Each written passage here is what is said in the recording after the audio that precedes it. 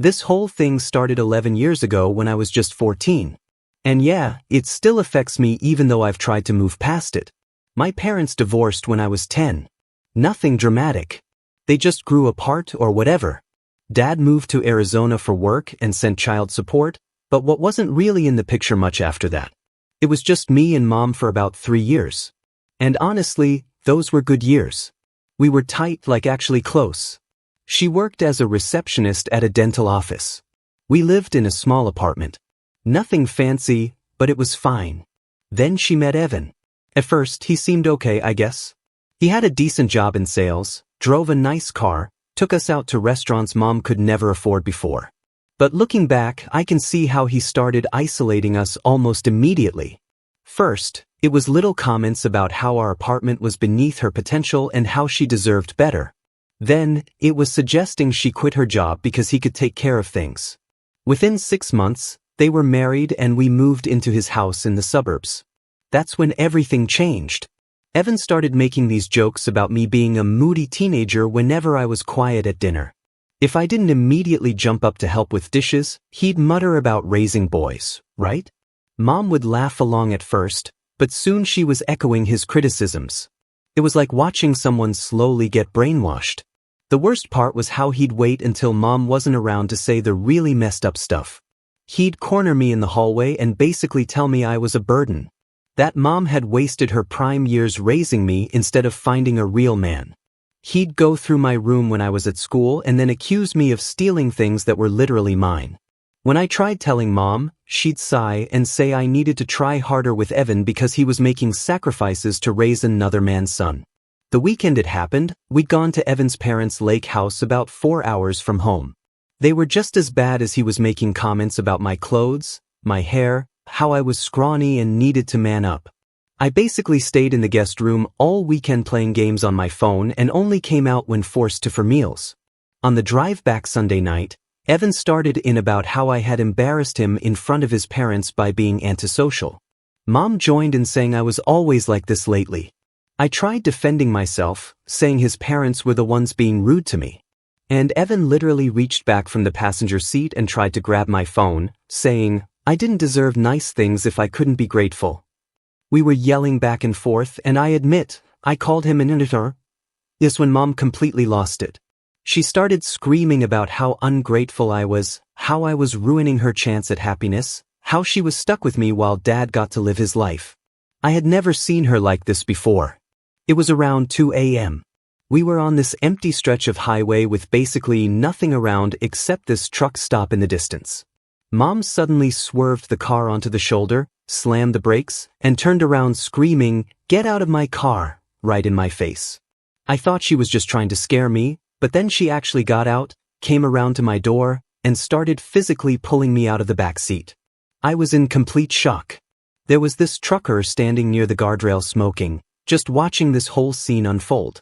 Mom shoved me toward him, pulled a 20 from her purse, and literally threw it at him, telling him to take me anywhere.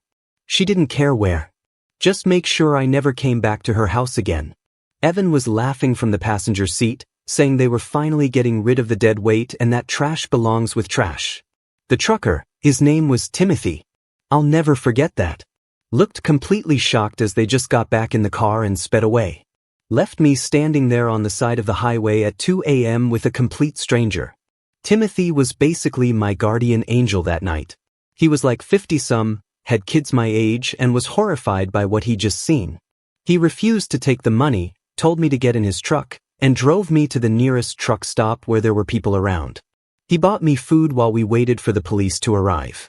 He gave them a statement about what he'd witnessed and gave me his number in case I needed it for the case later. The police took me to a youth shelter that night. I remember sitting in this weird office with fluorescent lights while some social worker tried calling my mom repeatedly. When they finally got her, she told them I was troubled and she couldn't handle me. She refused to come get me. They tried my dad in Arizona but couldn't reach him. Found out later he'd moved again without updating his info. I spent 3 weeks in emergency foster care before they located my mom's brother, my uncle's son. He lived about 2 hours away and had no idea any of this had happened. He came to get me the same day they called him. I remember he took one look at me sitting in that office with my garbage bag of belongings and literally started crying. He hugged me and promised nothing like that would ever happen to me again. Living with Uncle Son was basically starting from scratch. New school, new town, no friends. But he was the father figure I never really had. He worked construction, but was also this secret math genius who taught me about investing. He never once made me feel like a burden. Mom tried contacting me about a year later when she needed money. Uncle Son let me decide if I wanted to talk to her, and I said no. She'd made her choice on that highway and I was done. I didn't know it then, but that night on the highway was going to be the beginning of everything that came after. The next few years were hard, but they led me to where I am today. And last night was when everything came full circle in a way I never could have imagined. I always wondered if I'd ever get the chance to look my mom and Evan in the eyes again and make them understand exactly what they did to me. Turns out, I got something much better than that. Update 1. Holy __. I wasn't expecting so many comments and questions on my last post. Kind of overwhelming. TBH to answer the most common question. Yes, I did try to contact my dad after everything went down, but his number was disconnected and he basically fell off the grid. Uncle Son hired someone to track him down about a year later and found out he'd moved to Mexico with some new girlfriend. So, yeah, both parents basically checked out. Cool. Living with Uncle Son was an adjustment. His place was this small 2-bedroom house in a working-class neighborhood about 2 hours from where I'd lived with Mom and Evan. The first night there, I literally just sat on the edge of the bed in my room staring at the wall for hours. Like, what do you even do when your entire life implodes? Uncle Son was a bachelor who'd never had kids, so he had no clue what to do with a traumatized teenager. But the thing about Son is that he's straightforward. That first weekend, he sat me down at his kitchen table and was like, "We need to figure this out together because I have no idea what I'm doing, but I'm not abandoning you. We're family." That hit different. After months of Evan making me feel like some burden they were stuck with, having someone actually choose to keep me around was, I don't know, man. It mattered. School was rough at first. Started mid-semester at a new place where everyone already had their friend groups. I was that weird, quiet kid who showed up out of nowhere. The rumors were wild. Heard everything from I was in witness protection to I'd been in juvie. Didn't bother correcting anyone because the truth was worse. Somehow things changed when I joined the track team. Running was basically free therapy. I just put in my earbuds and zone out for miles. Coach noticed I had decent endurance and encouraged me to stick with it. By sophomore year, I actually had a solid group of friends through track. Not super close, but people to sit with at lunch, which was enough. Uncle Son worked construction during the day, but he was low-key obsessed with the stock market and real estate. Every night after dinner, he'd be on his laptop checking his investments, watching videos about market trends, or reading books about financial independence. At first, I thought it was boring as hell. But one night, he showed me how compounding interest works, and my mind was blown, like numbers could actually make you money while you sleep. This was revolutionary info to a 15-year-old kid. I started mowing lawns and doing odd jobs around the neighborhood to save up. Son matched whatever I earned and helped me open an investment account when I turned 16. Started small, just a few $100, but watching it grow was addictive. Junior year, something weird happened. Got a friend request on Facebook from my mom. I literally threw my phone across the room when I saw it. Hadn't heard a word from her in almost 2 years, and suddenly she wants to be Facebook friends. I ignored it, but then the text started. Just casual, first. Hope you're doing well. Miss you. Thinking of you. Then finally, what she really wanted. They were having money problems and needed a loan. The _ audacity. I showed Son the messages and he got so mad he punched a hole in the drywall. Only time I ever saw him lose his He asked if I wanted to respond and I said, no, let her wonder. Let her wait for an answer that's never coming. Just like I waited for her to come back for me. Around the same time, I got curious and looked at her profile. All these happy photos of her and Evan on vacations, at restaurants, buying new cars, living their best child-free life while I was rebuilding mine from scratch. That's when I decided I was going to become so successful that one day they'd regret throwing me away like trash. I went hard after that. Kept my grades up, worked every weekend, stayed in shape, saved every dollar I could. Senior year, I got accepted to State University with a partial academic scholarship.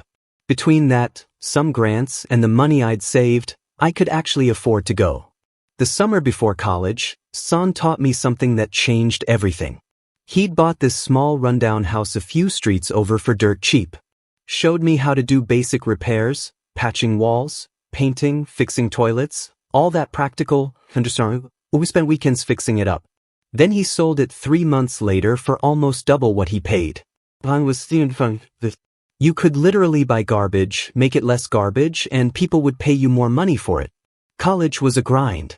Double majored in finance and real estate. Worked part-time at the campus bookstore and waited tables on weekends. Shared a crappy apartment with 3 other guys to save money. Every spare dollar went into my investment account. Sophomore year, I found this online forum about real estate investing and basically became obsessed. Junior year, I took the plunge. Found this absolute dump of a condo near campus, water damage, disgusting carpet, kitchen from 1972. Owner was desperate to sell because he'd moved out of state. Got a small loan from the bank with Son as my cosigner. Bought it for next to nothing. Spent winter break living there and fixing it up with skills I'd learned from Son. Sold it 4 months later and made enough profit to buy 2 more places. By senior year, I had a system going. Find distressed property, fix the worst problem, sell for profit, repeat. Wasn't making millions or anything, but I was building something real while most of my classmates were accumulating debt. One night during finals week, I was grabbing coffee at this 24-hour place near campus. Overheard these 2 guys at the next table talking about a commercial property downtown that was going into foreclosure. One mentioned the owner had gambling problems and the bank was taking the building. Something about the situation sounded familiar, so I eavesdropped harder. Then I heard them mention the owner's name, Evan. What are the things? I nearly spilled coffee all over myself. Asked the guys if they were talking about Evan, last name, and they were like, yeah, you know him? I said he was my stepdad. And they gave me this weird look. One of them said Evan had been telling everyone his stepson was in med school and they were helping pay his tuition. I literally laughed in their faces. Hadn't spoken to him or my mom in 7 years at that point. Got back to my apartment and went down the social media rabbit hole. Mom's profile was now private, but I could still see Evan's. The facade was cracking. Fewer vacation photos, more vague posts about life's challenges, and staying positive through adversity. Someone in the comments mentioned being sorry about his job situation, so things weren't so perfect after all. Called Uncle Son that night and told him what I'd discovered. He wasn't surprised. Said he'd heard through family that Evan had been fired from his sales job about a year earlier for ethical violations, probably stealing, and had bounced between positions since then. Mom was working retail part-time, but they were basically living on credit cards and home equity loans. The big house in the suburbs was mortgaged to the hilt. That's when the idea first hit me. Not fully formed yet, but the seed of it. What if I could buy their debt? What if I could own the financial noose they'd put around their own necks? What if I could be the one to decide their fate, just like they decided mine that night on the highway? Graduation came and went. Got job offers but turned them down. Started my own small real estate investment company instead with the capital I'd built up. Focused on distressed properties. The more desperate the seller, the better the deal. I was playing the long game now, building resources, connections, knowledge. The whole time, I kept tabs on Mom and Evan through relatives and social media. Watched as their situation got worse. Watched as they started selling belongings to stay afloat, all while pretending to everyone that things were fine. I didn't know exactly how or when, but I knew someday our paths would cross again. And when they did, I'd be ready. The kid they threw away like trash on the side of the highway wouldn't be a kid anymore. And that day was coming sooner than I thought. Update 2. Someone asked if I ever tried to contact Timothy the trucker again. Yeah, I actually stayed in touch with him on and off over the years. He's the one decent adult who stepped up that night. So, we grab lunch whenever he's passing through. More on that later. After graduation, I rented this tiny office space in a strip mall. Literally just me, a desk, and a laptop. Started cold calling banks about foreclosure properties and distressed sales. It was brutal at first, like imagine making 50 calls a day and getting hung up on 49 times. But eventually, I built a reputation as someone who could close deals fast with cash. Over the next 2 years, I scaled up, hired an assistant, started dealing with bigger properties, small apartment buildings, commercial spaces, that kind of thing. Had a few deals go sideways and lost money, but way more successes than failures. Nothing crazy, just steady growth. The whole time, I kept tabs on Mom and Evan through extended family. My cousin Lillian worked at the same mall as my mom and would text me updates sometimes. Apparently, Mom was working at this makeup counter and acting like everything was fine. But Lillian noticed she wore the same 3 outfits to work every week and brought lunch in reused grocery bags. Meanwhile, Evan was supposedly consulting, but everyone knew he couldn't hold down a real job anymore. So, I'm at my office one random Tuesday, scrolling through the county's pre-foreclosure listings, public record, BTW, when I see a familiar address. I literally had to do a double take. It was their house, the suburban McMansion Evan was so proud of, listed as being 90 days behind on mortgage payments. I swear my heart started racing. This wasn't part of some master plan. It was just a random __ coincidence. But it felt like IDK, like the universe was handing me something. I immediately called my contact at the bank that held the mortgage and asked for details, pretending it was just another potential investment. What I learned blew my mind. They hadn't just missed a few payments. They'd refinanced the house 3 times in 7 years, pulling out equity each time. The current mortgage was almost double the original loan amount. They'd been on a payment plan, but had fallen behind again. The bank was giving them 1 more month before starting formal foreclosure proceedings. I hung up and just sat there staring at my computer screen. This was it.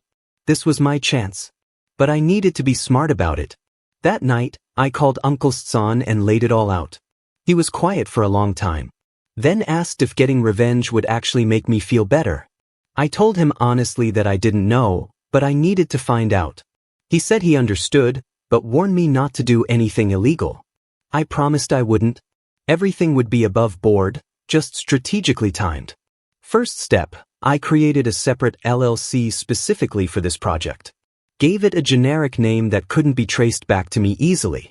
This company would be the one to officially buy the debt and handle all communications. I wasn't hiding exactly, just creating a buffer. Then I reached out to the bank again through my LLC and made an offer to buy the mortgage at a discount since it was distressed. This is totally normal in real estate. Banks often sell bad loans rather than deal with lengthy foreclosures. After some negotiation, they accepted, but that was just the beginning. Once I started digging into their financial situation, I realized the mortgage was just the tip of the iceberg. Credit card debt, personal loans, even a second mortgage they had taken out with another bank. They owed money everywhere. So I started buying it all one debt at a time. Credit cards, personal loans, everything I could get my hands on. Some debts I bought directly, others I had to work through debt collection agencies. It took almost 6 months and a significant chunk of my business capital. But eventually I owned basically all of their debt. Every bill they paid was going to companies I controlled.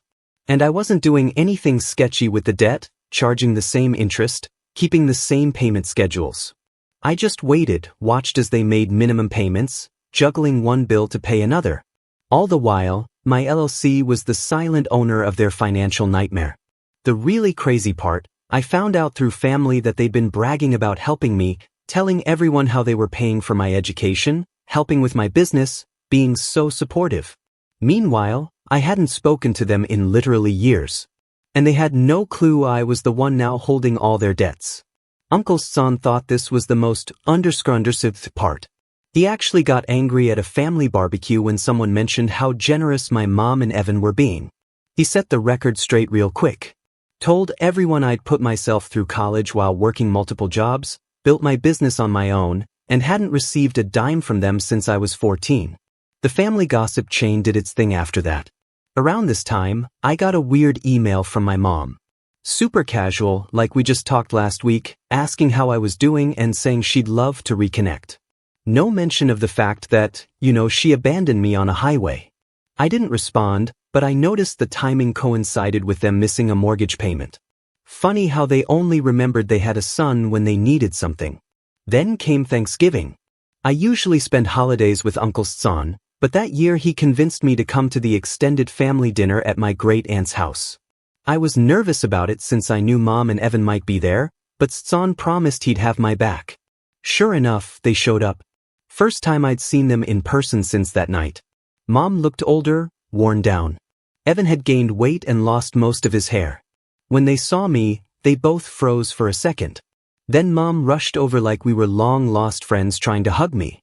I stepped back and just stared at her until she dropped her arms. The whole dinner was this bizarre performance. They kept trying to bring up when Dylan was living with us stories like everything had been normal. At one point, Evan actually had the balls to say something about helping with college expenses. I just looked him dead in the eyes and said I paid my own way every cent. Mom jumped in saying they'd always been there for me in their hearts and how family helps family. That's when I lost it. I stood up and told everyone exactly what happened that night on the highway. How they threw me away like garbage. How I spent time in foster care. How they refused to take me back. The whole table went silent. Evan tried to claim I was exaggerating.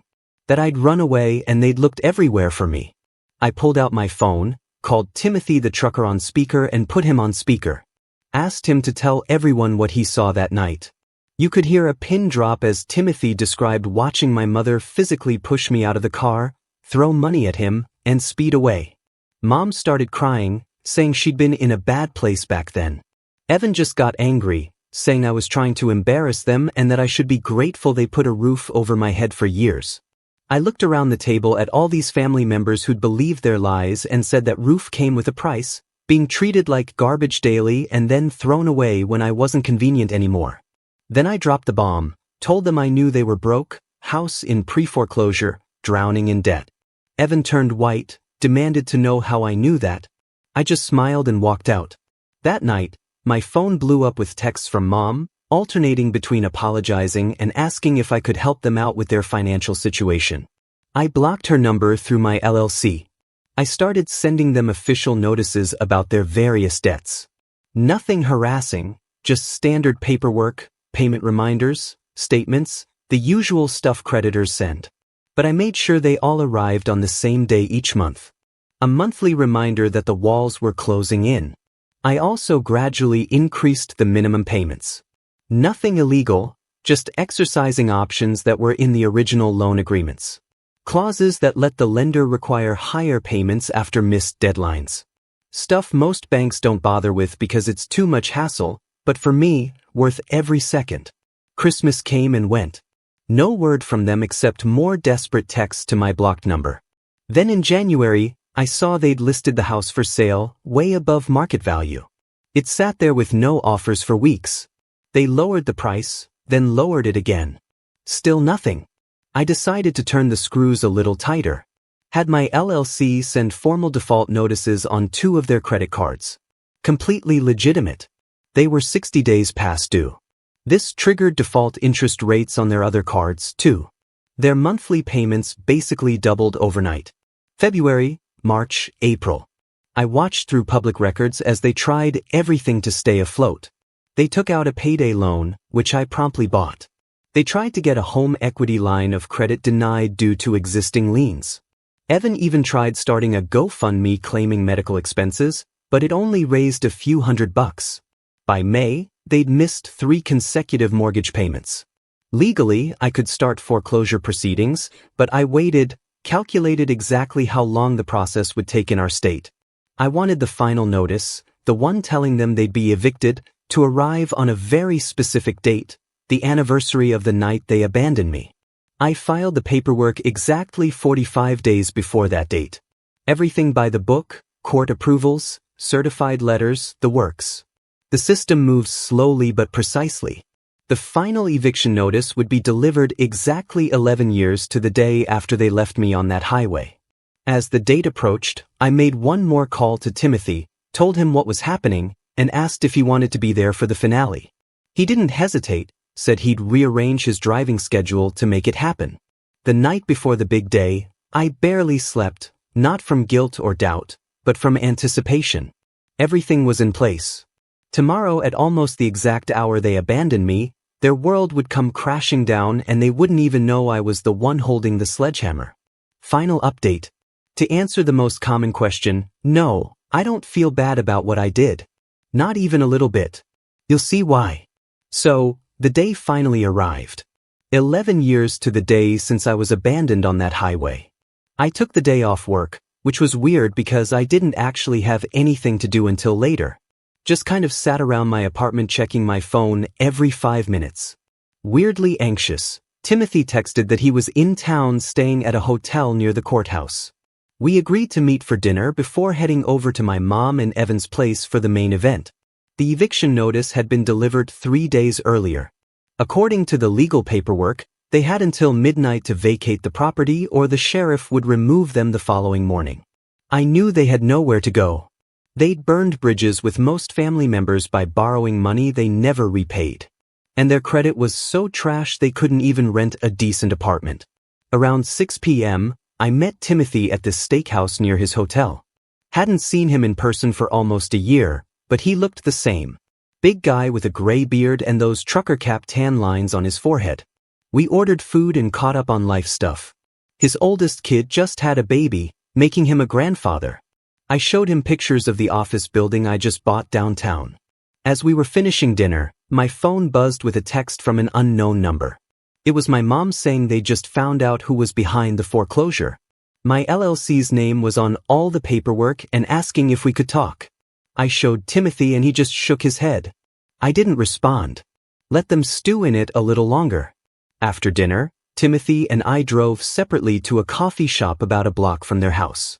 The plan was to wait there until around 1:30 a.m., then drive by to see if they'd actually left the property. I wasn't expecting any big confrontation, just wanted to see with my own eyes that they were gone, that the revenge was complete. We sat there for hours talking about life and drinking too much coffee. Timothy told me about the night he found me, how he couldn't sleep for days afterwards, how he'd called the police station repeatedly to check on me until they basically told him to stop. Said he'd thought about me off and on for years before I tracked him down through the trucking company after I turned 18. Around midnight, my phone started blowing up. First, just texts from unknown numbers. They kept getting new phones because they couldn't pay their bills. Then actual calls. I ignored all of it. Then a voicemail notification popped up. Out of curiosity, I played it on speaker. It was my mom sobbing so hard I could barely understand her, saying they had nowhere to go, that they were going to be sleeping in their car, that they were sorry for everything.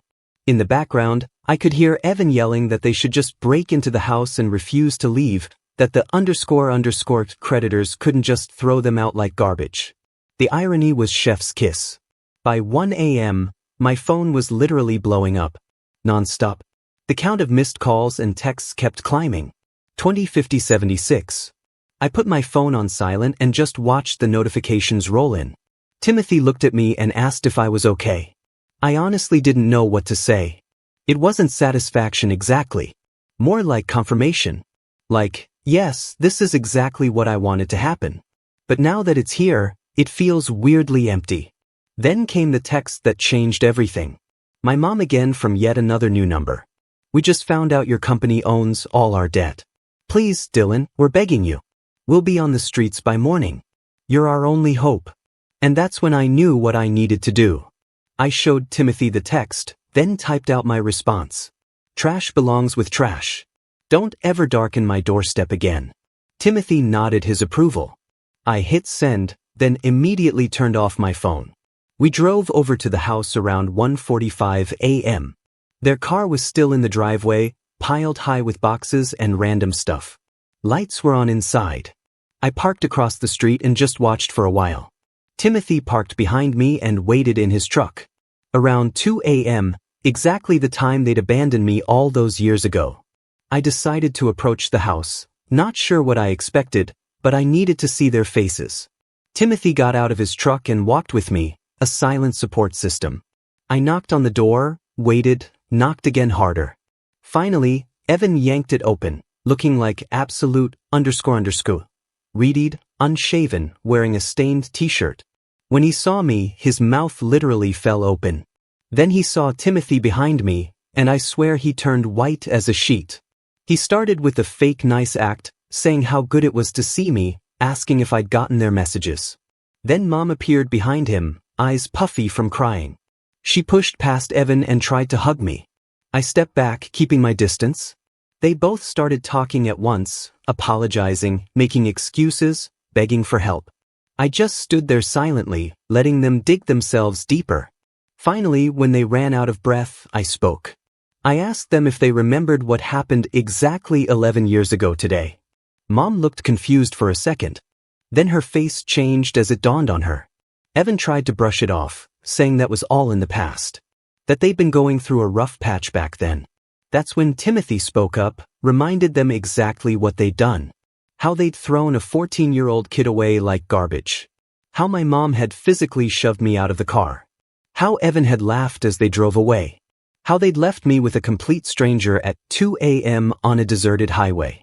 Mom started crying again, saying she'd been manipulated by Evan, that she regretted it every day. Evan got defensive, claiming I was impossible to live with, that I'd been disrespectful, that they'd done their best.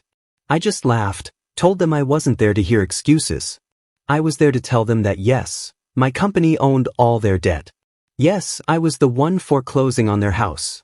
And yes, they had exactly 10 hours to get out before the sheriff arrived to physically remove them. Evan completely lost it. Started screaming that I couldn't do this to them, that it was illegal, that they'd sue me. He actually tried to grab me, but Timothy stepped between us. Mom was just sobbing, repeating, "Please," over and over. That's when I pulled out a folder with some papers inside. Told my mom that I was willing to offer her and only her a one-bedroom apartment in a building I owned across town. First 6 months rent-free, then below market rent after that. The catch? Evan couldn't live there or even visit. She'd have to leave him. The look on Evan's face was priceless. He started yelling that she wouldn't do it, that she'd never leave him. Mom just stood there looking back and forth between us, completely torn. I told her she had 10 minutes to decide. If she wanted the apartment, she could pack a bag and come with me right now. Otherwise, they were both on their own. Those 10 minutes were the longest of my life. Evan alternated between threatening me and trying to convince Mom that I was bluffing. Mom kept asking if there was another option, some way they could both stay together. I just repeated the terms, her alone or nothing. In the end, she chose him. Said they'd been together for 11 years and she couldn't abandon him now. The irony of her using the word abandon wasn't lost on me. I nodded, put the folder back in my pocket, and turned to leave. Mom grabbed my arm, begging me to reconsider. I looked her in the eyes and said the exact words Evan had said to me that night. Trash belongs with trash. Timothy and I walked back to our cars without looking back. I could hear Mom crying and Evan cursing from the doorway, but I didn't turn around. It was done. The next morning, the sheriff arrived on schedule. They were still in the house, still hoping for a last-minute miracle. They were escorted out with what they could carry. The rest of their belongings would be moved to the curb for 24 hours, then disposed of. I watched from down the street as they loaded their car with whatever would fit. According to my cousin Lillian, they ended up at this rundown extended stay motel on the edge of town. Evan's been telling people there between homes while they look for a new place, but everyone knows the truth now. As for the house, I bought it at the foreclosure auction for well below market value. Could have flipped it for a quick profit, but I had a better idea. I'm converting it into transitional housing for teens from broken homes. Timothy's daughter, Maxine, who works with at-risk youth, is helping me set it up. The first residents move in next month. I still don't know if what I did was right in some grand moral sense, but it feels like justice. They threw away a child who needed them, and 11 years later, that child took away the home they needed. Perfect symmetry. Uncle Stson came over for dinner last night, asked if I felt better now that it was done. I told him I didn't feel better. Exactly. The scars from that night will always be there. But I felt complete, like a circle that needed to be closed finally was. I still have the $20 bill my mom threw at Timothy that night. He gave it to me years ago. Said he'd kept it as evidence in case he ever needed to testify. I'm having it framed along with a picture of the house now that it's been renovated for the youth program. Going to hang it in my office as a reminder that sometimes the kid who gets thrown away like trash ends up being the one who takes out the garbage. And that's the end of my story. Thanks for reading.